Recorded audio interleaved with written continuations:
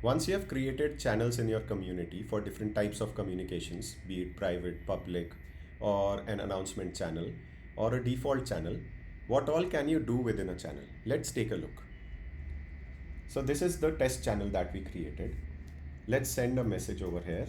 If you press shift plus enter, you can basically add a multi-line message. And if you press @ you can also tag people by pressing tab. So this person will get a notification that they got tagged in a particular channel. People can like or dislike. We are calling it vote right now. Replies can be added. People can be tagged within the replies as well. And in case you want to pin a message, you can pin this message to the channel. And one addition is that you can actually send an email to all the members.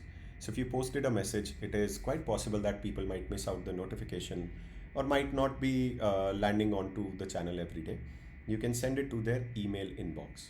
And obviously you can delete or share the link to this particular message from the public side of the website. So that can also be shared. What else? Well, if I click on the settings, you can invite people by sharing this join link with them. This is a long link. You can create a new link, just like refreshing the link in case some more than expected members are joining it.